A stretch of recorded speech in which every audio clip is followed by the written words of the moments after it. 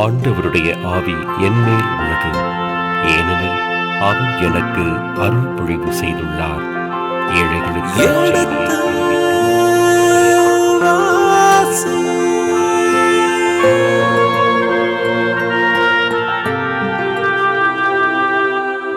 எடுத்து வாசி.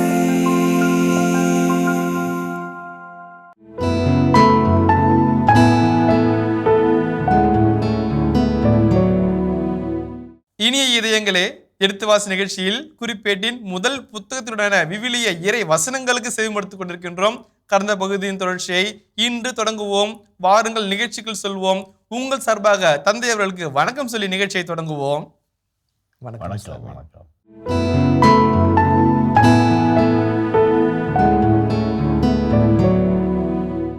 எட்டாம் வசனம் வாசிங்களேன். தாவீது அதை கேள்வியுற்ற போது யோவாபையும் ஆற்றல் மிக்க தம் படை முழுவதையும் அனுப்பினார். அம்மோனியர் புறப்பட்டு வந்து நகர வாயிலில் அணிவகுத்து நின்றனர். அவர்களுக்கு உதவியாக வந்த மன்னர்கள் திறந்த வெளியில் நின்றார்கள். யோவாபு தமக்கு முன்னும் பின்னும் பகைவருடைய படை தாக்கவிருப்பதை கண்டபோது இஸ்ரேல் அனைத்திலும் ஆற்றல் மிகு வீரர்களை தேர்ந்தெடுத்து அவர்களை சிரியருக்கு எதிராக அணிவகுத்து நிறுத்தினார். மற்ற படை வீரரை தம் சகோதரர் அபிசாயின் தலைமையிலும் அம்மோனியருக்கு எதிராக அணிவகுத்து நிறுத்தினார். யோவாபு அவரை நோக்கி, சிரியர் என்னை விட ஆற்றல் மிக்கவராய் இருந்தால் நீ எனக்கு உதவியாக வர வேண்டும். அம்மோனியர் உன்னை விட ஆற்றல் மிக்கவராய் இருந்தால் நான் உனக்கு உதவியாக வருவேன். மன உறுதியுடன் இரு. நம் மக்களுக்காகவும் கடவுளின் நகர்களுக்காகவும் வலிமையுடன் போராடுவோம். ஆண்டவர் தமக்கு நலமாய் தோன்றுவதை செய்வாராக என்றார். ரொம்ப அழகான செய்திங்க. ஒரு போர்க்களத்தில் ஒரு இறையியலை பார்க்குறாரு. இரண்டு வாள்கள் மோதும் அந்த வெளிச்சத்தில் ஆசிரியர் கடவுளுடைய கரத்தை பார்க்குறாரு. அதுதான் குறிப்பிட்ட ஆசிரியருடைய தனிப்பட்ட ஒரு சிறப்பு அம்சமாக நான் பார்க்குறேன். இப்போ தாவீது வலிமை வாய்ந்த தம் படை முழுவதையும் அனுப்பினார். ஏன்னா வர்றது பெரிய படை, கூலியாளர்களை வச்சு அமைச்சிட்டு வராங்க. ஏற்கனவே அவமானப்பட்டிருக்கிறோம். நம்ம தோத்துட்டோம்னாக்க இன்னும் அவமானம் ஆகிடும். என்னமாயிடும்? அப்போ when it's a challenge, it's a challenge. Be ready, be prepared for the challenge. When it is to be ignored, ignore it. அதுதான் தாவீதுடைய மனநிலை. அப்போ தவிர்க்க முடியாத நேரத்தில் முழு படையும், அதுவும் மிகச்சிறந்த போர் வீரனாகிய யோவாபையும் அனுப்பி வைக்கிறாரு. போகிறாங்க. அவங்க சீரியரை தனியாக, அம்மோனியரை தனியாக போருக்கு இது பண்ணுறாங்க. அப்போ சொல்கிறாங்க, நீ ஒரு பிரான்ச் அங்கே போ, நீங்கள் ஒரு பிரான்ச் போ, படையை ரெண்டாக பிரிச்சுக்க. ஒன்றா சேர்ந்து அடித்தா தான் நம்ம தாக்க முடியாது. தனித்தனியாக பிரிச்சுட்டோம்னாக்க நீ அங்கே தாக்கு, நீ இங்கே தாக்கு, முன்னாடி தாக்கு, பின்னாடி தாக்கு, அது பண்ணிட்டு. அப்போ நீ என் பொருளை நான் என் பலத்தில் கை ஓங்கும்போது நான் உனக்கு உதவி செய்கிறேன். உன் கை ஓங்கும்போது நீ எனக்கு உதவி செய். ஒரு அழகான ஒரு போருடைய இதாது. அதை விட ஆசிரியர் சொல்கின்ற 3 வசனங்கள், 13ஆம் வசனத்தை பாருங்களேன். மன உறுதியுடன் இரு. நம் மக்களுக்காகவும் கடவுளின் நகர்களுக்காகவும் வலிமையுடன் போராடுவோம். ஆண்டவர் தமக்கு நலமாய் தோன்றுவதை செய்வாராக என்றார். 4 கருத்துக்கள் இருக்குது. இது செய்தி ரொம்ப அழகான ஒரு வசனம், ரொம்ப அருமையான வசனம். இப்படிப்பட்ட வசனங்கள் நமக்கு கிடைச்சிருந்தது நம்முடைய வாழ்க்கைக்கே பெரிய பாடங்களாக அமையும். ஒன்று, மன உறுதியோடு இரு. எப்போ சொல்கிறாரு? அங்கேயும் பட வலிமையாக இருக்குது, இங்கேயும் பட வலிமையாக இருக்குது. நீ தோக்குற மாதிரி இருந்தால் நான் உனக்கு உதவி வருவேன், நான் தோக்குற மாதிரி தான் நீ வந்துடு. ஒத்துழைச்சாதான் போரில் ஜெயிக்க முடியும் என்கிற ஒரு இக்கட்டான ஒரு சூழலில் தலைமை படைத்தளபதி என்ன சொல்கிறாரு? மன உறுதியோடு இரு. மன உறுதி மட்டும்தான் நம்மளை ஜெயிக்க வைக்க முடியும். ரொம்ப முக்கியம். இன்றைக்கு நம்முடைய இளைஞர்கள் நிறைய பேர் வாழ்வில் முன்னேறாததுக்கு அடிப்படை காரணம் மன உறுதி இல்லாது. ஒரு இன்டர்வியூக்கு போவாங்க, 2 இன்டர்வியூக்கு போவாங்க, போட்டு விடிய வண்டி ஓட்டிகிட்டு இருப்பாங்க. மன உறுதியோடு 10 இன்டர்வியூ 15 இன்டர்வியூ போராடி ஜெயிச்சு காமிக்கணும், இல்லைங்களா? வாழ்க்கை என்னும் கடலில் எத்தனை புயல்களை சந்தித்தீர்கள் என்று உலகம் கேட்காது, கப்பலை கரைக்கு சேர்த்தீர்களா என்று தான் கேட்கும். நம்ம பிள்ளைங்க கப்பலை கரைக்கு சேர்த்தணும், வெற்றியினுடைய கப்பலை கரைக்கு இன்னும் சேர்த்தணும். அதுக்கு என்ன ஸ்ட்ராட்டஜி, என்ன திட்டம், என்ன ஒரு மதிநுட்பம் உட்காந்து போடணும். மன உறுதியோடு இருக்கணும். எந்த நேரத்திலும் மன உறுதி இழந்து விடக்கூடாது. மன உறுதியோடு போராடினோம் என்றால் வெற்றி நிச்சயம். அதான் முதல் வார்த்தை. 2வது, நாம் யாருக்கிட்ட சண்டை போடுறோம்? நம் மக்களுக்காகவும் கடவுளின் நகர்களுக்காகவும் நாம் போராடுவோம். அதல்ல, வலிமையோடு போராடுவோம். வலிமையோடு போராடுவோம். எவ்வளோ வலிமை, எவ்வளோ ஸ்ட்ரென்த் இருக்குதோ அவ்வளோ இறுதி மூச்சு மட்டும் நாம் போராடுவோம் என்று அழகாய் குறிப்பிட்டு சொல்கின்றார். அருமையான வார்த்தை. நம் மக்களுக்காகவும் கடவுளின் நகர்களுக்காகவும் நாம் போராடுவோம். அப்புறம் கடைசி ஒரு வார்த்தை ஒரு சொல்றாரு, ஆண்டவருக்கு எது நலவென்று தோன்றுகிறதோ அதை அவர் நமக்கு செய்யட்டும். அதுதான் முகமது நபிகள் சொல்வாராம், ஜெபித்தால் மட்டுமே இதை சாதிக்க முடியும் என்பது போல் மண்டியிட்டு ஆண்டவரை நோக்கி ஜெபி, உழைப்பால் மட்டுமே சாதிக்க முடியும் என்பதனால் வேட்டி மடித்து கொண்டு கடினமாக உழை, அப்பொழுது நீ ஜெயிப்பான்னு சொன்னாராம். 100% ஹார்ட் ஒர்க், 100% ஜெபம், ரெண்டும் இணைந்தா தான். நிறைய பேர் மந்திரத்தில் மாங்காய் வரணும், தந்திரத்தில் தேங்காய் வரணும்னு நினச்சிட்டு இருக்கிறாங்க. இல்லை, கடின உழைப்பு, கடின உழைப்பு, ஆழ்ந்த மன அர்ப்பணிப்பு, அதுதான் நம்முடைய வெற்றிக்கான வழிகள். இதான் நம்ம அழகாக பாருங்க, எவ்வளோ ஒரு வெற்றிக்கான சூத்திரத்தை யோவாபு ரொம்ப எளிதாக சொல்கிறார். எவ்வளோ எளிதாக சொல்கிறார். மன உறுதியோடு போராடு. யாருக்காக போராடுறோம்? நாட்டுக்காக, கடவுளின் நகருக்காக போராடுறோம். ஆண்டவருக்கு விருப்பம் இருந்தால் அவர் விரும்புவதை போல செய்யட்டும். எவ்வளோ அருமையான ஒரு ஜெபம் பாருங்க. அதை விட ஒரு மேலான ஜெபத்தை நம்ம பார்க்க முடியாது. போர்க்களத்தினுடைய எல்லையில் நின்றுக்கிட்டு ஜெபிக்கிற ஜெபத்தை பாருங்க, எவ்வளோ அருமையான ஜெபம். அடுத்து வாசிப்போம். பின்பு யோவாபும் அவரோடு இருந்த மக்களும் சிரியரோடு போரிட நெருங்கினார்கள். அவர்களோ அவருக்கு முன்பாக புறமிதுகிட்டு ஓடினார்கள். சிரியர் புறமிதுகிட்டு ஓடுவதை அம்மோனியர் கண்டபோது அவர்களும் யோவாபின் சகோதரரான அபிசாய்க்கு முன்பாக சிதறியோடி நகர்களுக்கு புகுந்தார்கள். யோவாபும் எருசலேமுக்கு திரும்பி வந்தார். தாங்கள் இஸ்ரேலுக்கு முன்பாக முறியடிக்கப்பட்டதை கண்ட சிரியர் தூதர்களை அனுப்பி பேராற்றுக்கு அப்பால் இருந்த சிரியரையும் வரவழைத்தனர். அததாசரின் படைத்தலைவன் சோபாக்கு அவர்களை முன்னின்று நடத்தினான். அதை கேள்வியுற்ற தாவீது இஸ்ரேலர் அனைவரையும் ஒன்று திரட்டி யோர்தானை கடந்து சென்று சிரியருக்கு எதிராக அவர்களை அணிவகுத்து நிறுத்தினார். அவ்வாறு தாவீது போருக்கு அணிவகுத்து நிற்கையில் சிரியர் படைகள் அவரோடு மோதின. சிரியர் இஸ்ரேலுக்கு முன்பாக புறமிதுகிட்டு ஓடினர். சிரியருடைய படையின் 7000 தேர்ப்படை வீரர்களையும் 40,000 காலாட்படையினரையும் வெட்டி வீழ்த்தினார். படைத்தலைவரான சோபாக்கையும் அவர் கொன்றார். அததாசரின் அலுவலர் தாம் இஸ்ரேலரால் முறியடிக்கப்பட்டதை கண்டு தாவீதோடு சமாதானம் செய்து கொண்டு அவருக்கு அடிபணிந்தனர். அதன் பின் அம்மோனியருக்கு உதவி செய்ய சிரியர் என்றுமே விரும்பவில்லை. இப்போ 3 செய்திகள் இருக்குது. முதலாவது போர்க்காலத்தில் இருக்கிறாங்க. ஃபர்ஸ்ட் வார், செகண்ட் வார். ஃபர்ஸ்ட் ஃபேஸ், செகண்ட் ஃபேஸ் அப்படின்னு சொல்லிட்டு 2 இருக்குது. ஒன்று யோவாவின் தலைமையிலே புறப்பட்டு போன போர்ப்படை. அதில் சீரியர்கள் அம்மோனியர்கள் சிதறடிக்கப்பட்டு ஓடிட்டாங்க. யோபா முடிஞ்சிச்சு அப்படின்ட்டு வந்துட்டார். ஆனால் முடியல. அவங்க போனவங்க யோபாவுக்கு எல்லாரையும் ஒன்று திரட்டி இங்கேருந்து சதுரி பண்ண மீண்டும் வருகிறார். தாவீது நினைச்சார், ஒருவேளை தாவீதே ஃபர்ஸ்ட் வந்திருந்தாருனாக்க ஒட்டுமொத்தம் ஒழிச்சு கட்டியிருப்பார். ஆனால் அந்த போருடைய தந்திரத்தில் மிச்சம் மீதி இருக்குதுன்னு கேள்விப்பட்டு பாருங்க எங்கே கொண்டு வர்றாரு, யோர்தான் நதிக்கு அப்பாலே வந்துடுறாரு. யோர்தான் நதினா ஏரியாக்குள்ளே சண்டை போடுற மாதிரி. யோர்தான் நதிக்கு அப்பால் வந்தனாக்க புறநகர் வெளி அவங்க நாட்டு பகுதி, அங்கேயே வச்சு தாக்குறாரு. அங்கேயே வெளியே நிறுத்தி உள்ளே போத முடியாத அளவுக்கு, தப்பி ஓட முடியாத அளவிற்கு அங்கேயே வெளியே நிற்க வச்சு யோர்தானுக்கு அப்பால் நிற்க வைத்து போர்க்களத்தை வைத்து அவங்க இது பண்ணுறாரு. அதே போல் யார் எல்லாம் பழி தீர்க்க வேண்டுமோ அவங்களெல்லாம் பழி தீர்க்கின்றார். அதுக்கப்புறம் அம்மோனியர்களும் சீரியர்களும் ஒன்றாக சேர்ந்து கூட்டணி அமைப்பதோ, ஒருவருக்கு உதவி செய்வதோ, போர்க்களத்திற்காக இணைவதோ கூடாததாக போய்விட்டது. அதோட முடிந்து விட்டது. இப்போ நான் இந்த பகுதியை இந்த 19ஆம் அதிகாரத்தில் நம்ம நிறைவு செய்கிறோம். 19ஆம் அதிகாரத்தில் நான் பார்த்த ஒரு 3 செய்திகள் மனதிற்குள்ளாக நிற்கிறது. நான் முத்துக்குமார் அவர்களுடைய கவிதை ஒன்று நான் வாசித்தேன். சின்ன கவிதை தான். அதாவது எங்கள் வீட்டில் கிணறு தூர் வாருவார்கள், அந்த கவிதை. அந்த கவிதை அப்படியே மனப்பாடம் சொல்ல தெரியாது. ஆனால் அதனுடைய சாராம்சத்தை மட்டும் சொல்கிறேன். ஒரு பெரிய ஆடிப்பெருக்கு போல் அது நடக்கும். ஒரு பெருவிழாவை போல் நாங்கள் அதுக்கு நடத்துவோம். அப்பா கிணற்றில் இறங்குவார், கயிறு பிடித்து நாங்கள் எல்லாம் துணை செய்வோம். விலங்கி உள்ளே முக்கி எல்லா பொருட்களையும் எடுத்தறிவார், தண்ணீரை சேரெடுப்பார், தூர் வாருவார். காணாமல் போன வெள்ளி சொம்பு, வேலைக்காரி திருடிதாக நினைத்த வெள்ளி டம்ளர் எல்லாம் கிடக்குது, எடுக்கிறாங்க. உடைந்து போன கண்ணாடி, அக்காவினுடைய கிளிப்பு, தம்பியினுடைய ஸ்லேட்டு, இதெல்லாம் அவ்வளோ கிணத்துல அவனை எழுத சொல்கிறாங்கன்னு சொல்லிட்டு கிணத்துல தூக்கி போடுறான் அவன். அதெல்லாம் இருக்குது. அவர் அப்பா அத்தனையும் தூர்வாரி எடுத்து விட்டு மகிழ்ச்சியோடு வெளியே வருவார். கடைசியாக 2 லைன் சொல்கிறாரு. கடைசி வரை அப்பா அம்மாவின் மனதில் தூர் எடுக்கவே இல்லை.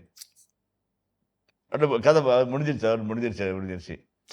நிறைய சமயத்தில் நம்ம நிறைய காரியங்கள் செய்வோம். அதை செய்வோம், இதை செய்வோம், வானத்தை வில்லா வளைப்போம், பூமி மணலில் கயிறாக திரிப்போம், லட்சத்துக்கு மேலே சம்பாதிப்போம், பெரிய பெரிய காரை வாங்குவோம்.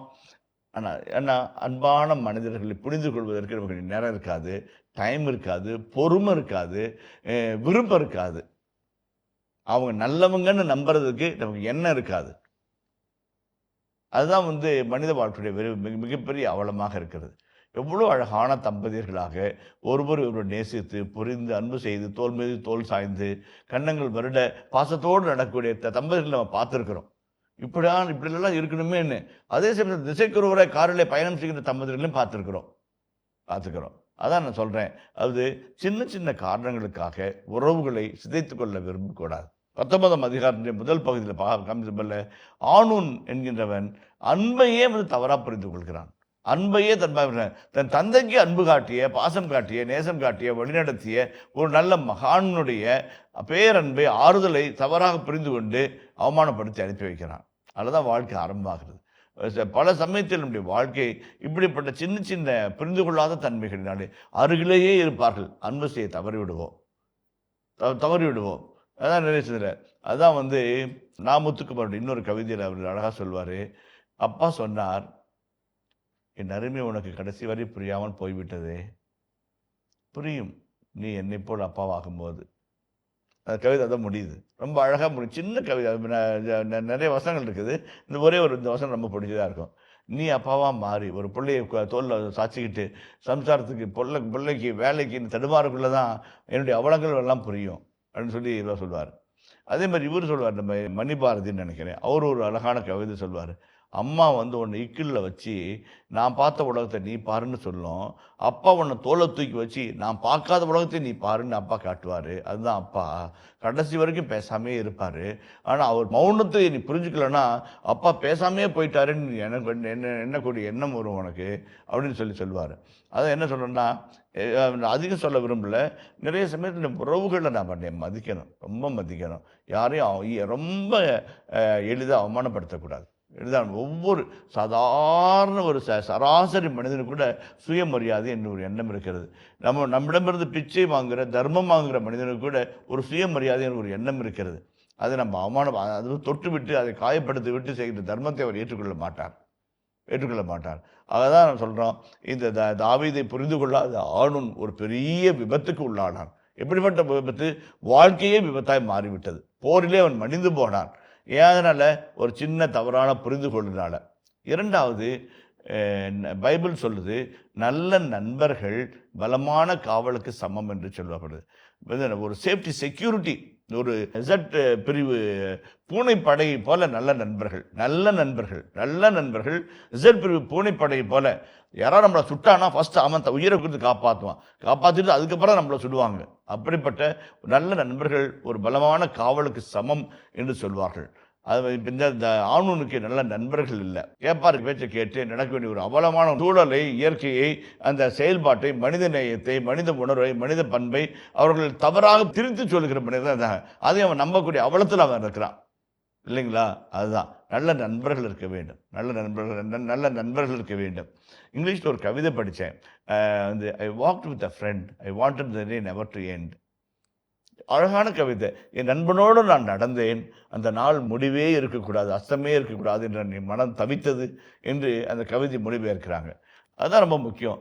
நல்ல நண்பர்கள் கிடைச்சா நம்ம வாழ்க்கையினுடைய எந்த எல்லை வரைக்கும் நம்ம போகலாம், எந்த எல்லைக்கும் வரைக்கும் போகலாம். நம்மை சுற்றிலும் நல்ல நண்பர்களை வைத்துக்கொள்ள வேண்டும்.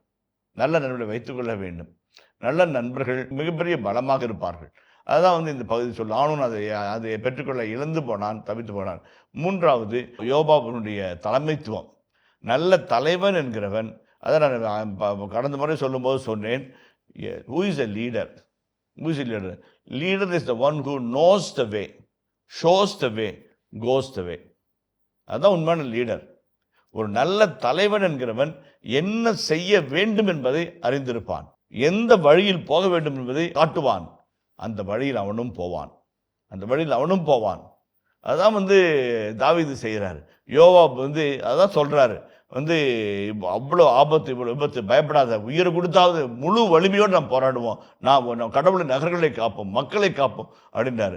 தாவீது ஒரு கட்டமாக மிச்சமாக போய் அந்த செயல் திட்டத்தையே தானே களத்தில் இறங்கி போராடி வென்று ஒரு மாடலாக மாறி அதுக்கப்புறம் எதிர்ப்பே இல்லாத மாதிரி பண்ணிட்டு போயிடறாரு. வெற்றியை நம்ம காமிக்கணும்.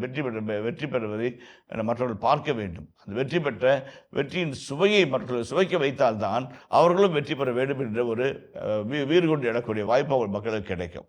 மூன்றாவதாக இந்த ஆனூனை பற்றி ஒரு வார்த்தை சொல்லி நான் முடிவு செய்கிறேன். ஆனூன் ஃபர்ஸ்ட்லேருந்து கடைசி வரைக்கும் ஒரு நெகட்டிவ் கேரக்டராக வர்றாரு. குறிப்பேடுகளில் யாரையும் அவர் குறிப்பேட்டு ஆசிரியர் தவறாக காமிக்கவே மாட்டார். ஆனால் இந்த ஆனூன் ஃபர்ஸ்ட்லேருந்து கடைசி வரைக்கும் ஒரு நெகட்டிவ் கேரக்டராகவே இருக்கிறான். தவறாக புரிஞ்சுக்கிறான், தவறாக அவமானப்படுத்துகிறான், தவறாக சண்டைக்கு போகிறான்.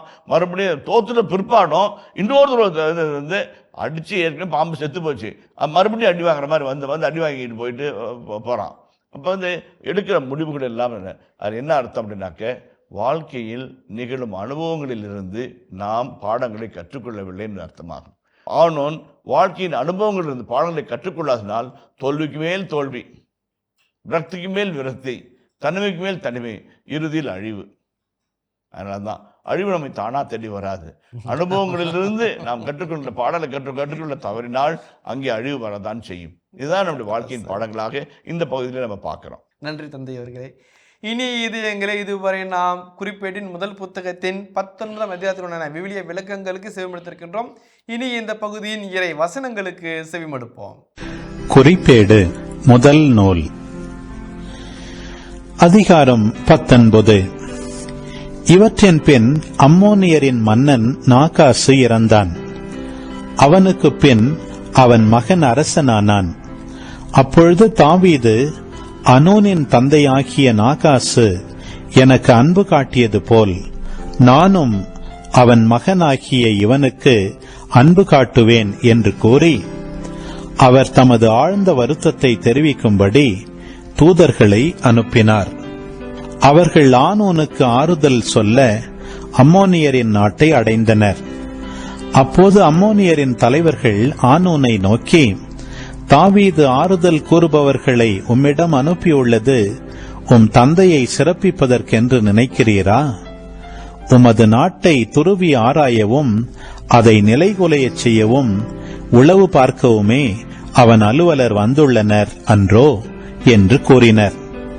எனவே ஆனூன் தாவீதின் அலுவலரை கைது செய்து அவர்கள் தாடியை சிரைத்து அவர்களுடைய ஆடைகளை இடுப்பிலிருந்து கத்தரித்து அவர்களை அனுப்பி வைத்தான்.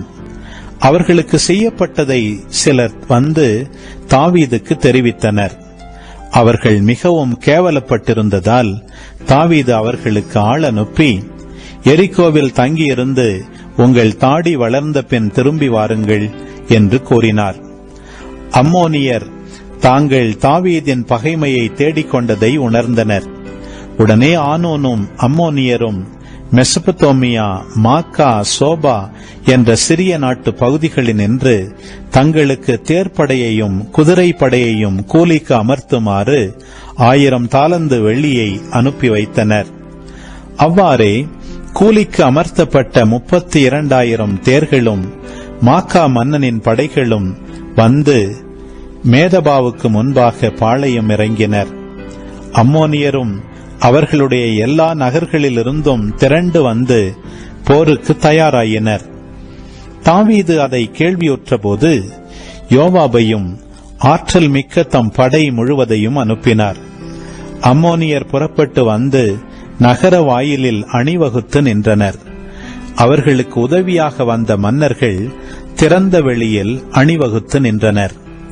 யோவாபு தமக்கு முன்னும் பின்னும் பகைவர் படை தாக்கவிருப்பதை கண்டபோது இஸ்ரேல் அனைத்திலும் ஆற்றல் மிகு வீரர்களை தேர்ந்தெடுத்து அவர்களை சிரியருக்கு எதிராக அணிவகுத்து நிறுத்தினார். மற்ற படை வீரரை தம் சகோதரன் அபிசாயின் தலைமையில் அம்மோனியருக்கு எதிராக அணிவகுத்து நிறுத்தினார்.